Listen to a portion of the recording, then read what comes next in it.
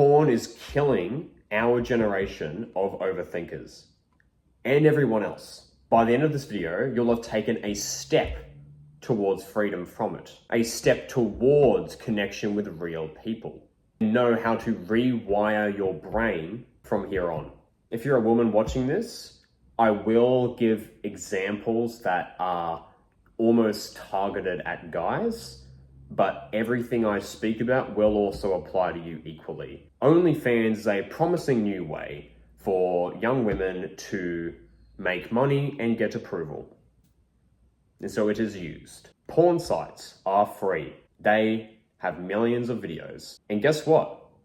We're on computers or phones 24/7.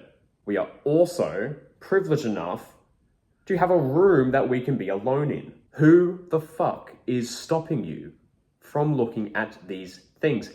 No one. No one is judging you through the screen. All of it is available there. Do you see why we are here? Social media platforms have literal porn, or at the very least, half-naked people. To my personal demographic, why would we talk to women in real life if we can watch porn in our rooms without judgment and get that without the risk of rejection? We wouldn't. That's also why we are here. We would only take the hard route, which leads to real connection, if we had a reason to. But how do we find a reason? We need to look at who we want to be and why. If you know you want to be the kind of man or woman who values human connection, you would need to focus on this person you want to be to make you want to get out there in the world. For example, I know that the kind of man I want to be would have a wife and 2 kids. I want children. I'm also the kind of man who values connection. I'm also the kind of person, the man, who values seeing people for who they really are. I'm the kind of man who values life experience and socializing. That means I take active steps despite having a journey of self-improvement, focusing on myself, and also a bit of a journey in business where I'm inclined not to socialize and to focus on my own work at home. Because I have this person, I pay attention to when I'm neglecting the social life and to go out in public and speak to women or speak to more females at work just to speak to them and to say yes to hanging out with people. Otherwise, I wouldn't have taken some of these steps I have to increase my confidence in speaking to women who I completely don't know and have no contextual, obvious reason to speak to in public, which I've improved at. If you do want to find out who you want to be and you start on this very basic level, 10 questions to find your purpose, linked in the description. Don't be passive. Go get it. Next, Riley, you're saying that I cannot just stop watching porn. I need to talk to real women. Yes. You know how there's physical health, mental health, and social health? There are more. If you take out something from your life, there is a void. Especially with something like pornography, you need to fill that void.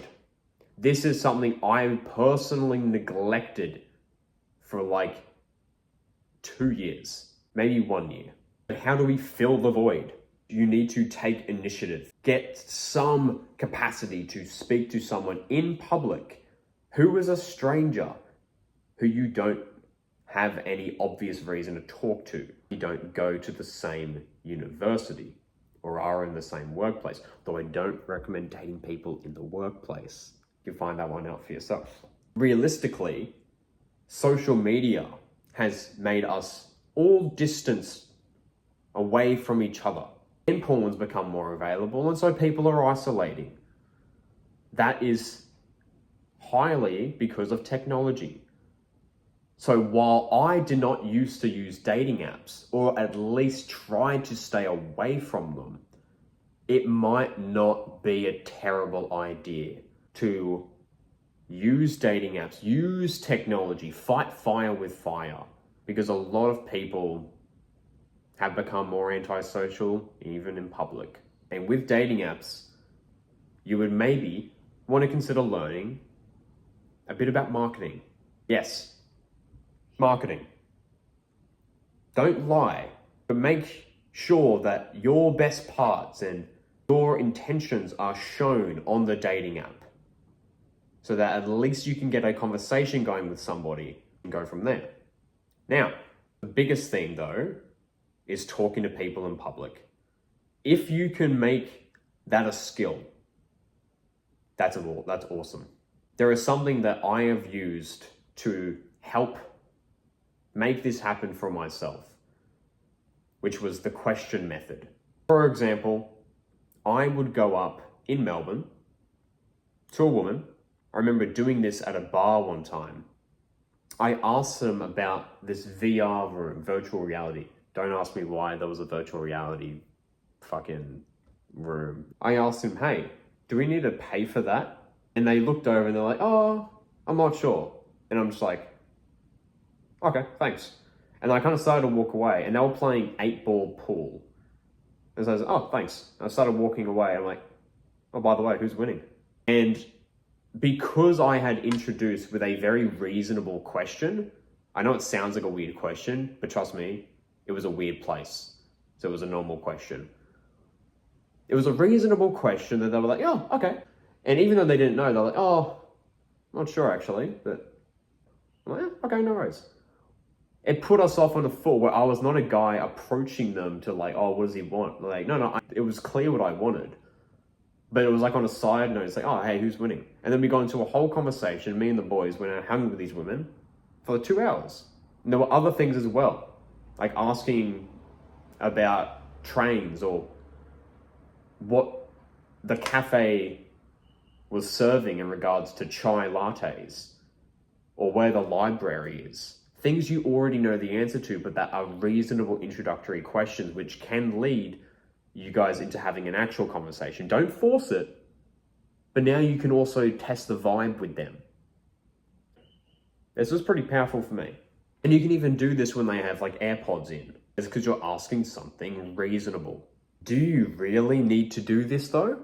If you want to one day look in the mirror and be proud of the person you see and not have regrets, yes.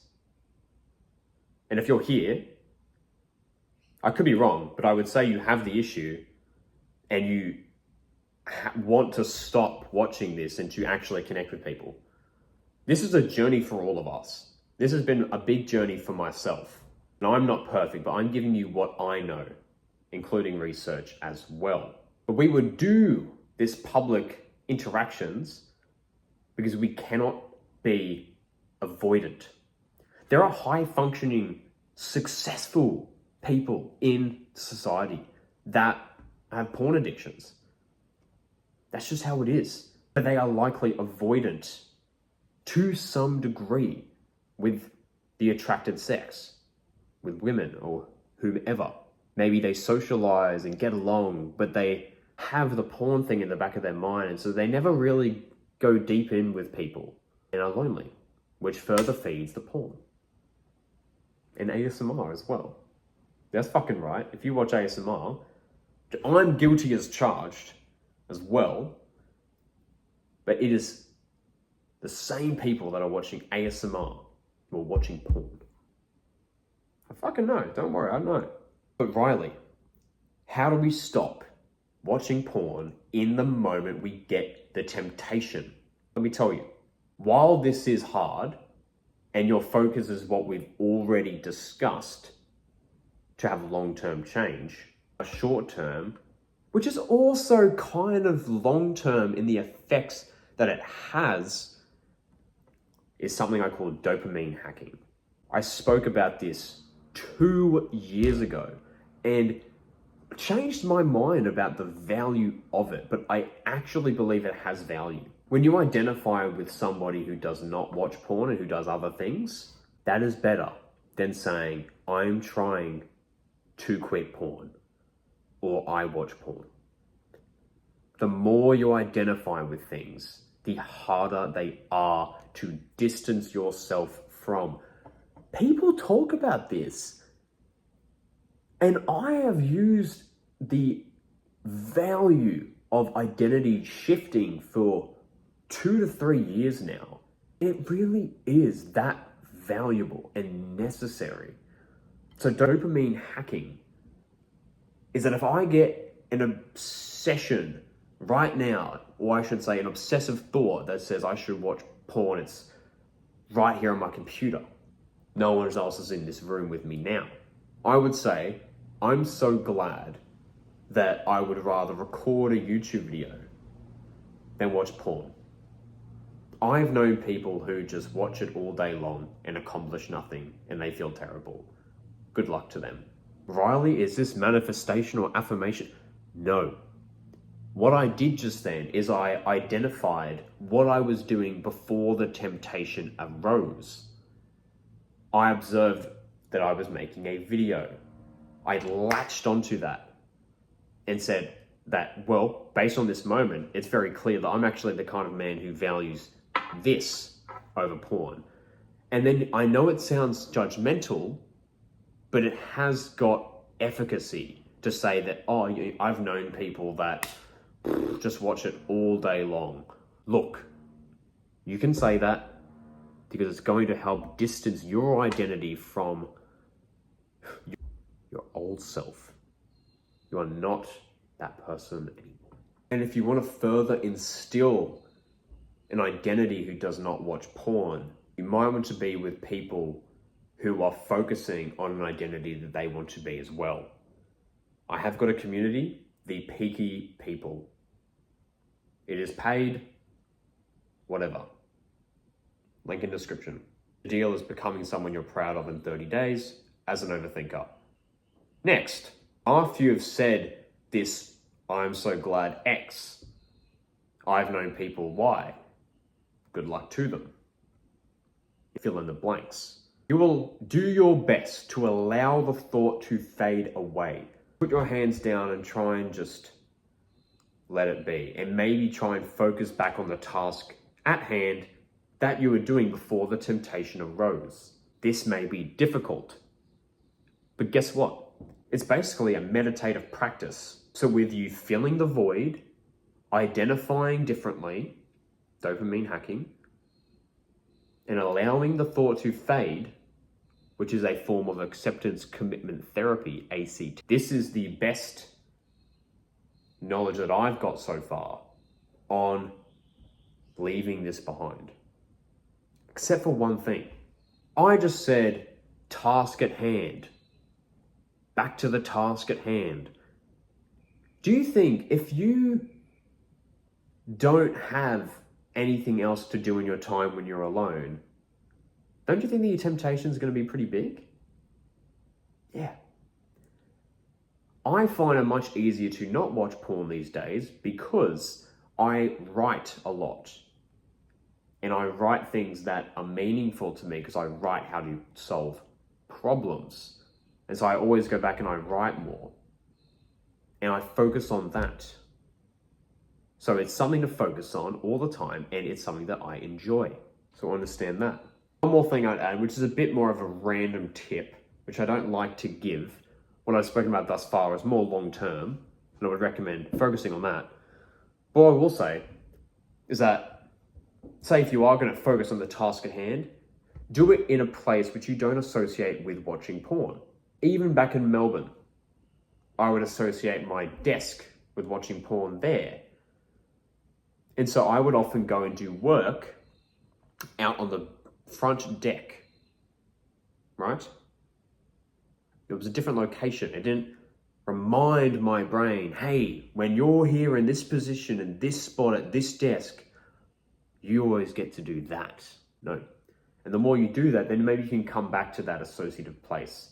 Or you could even just switch the desk around a little bit, switch where your things are to kind of make it all different so you can kind of break that association.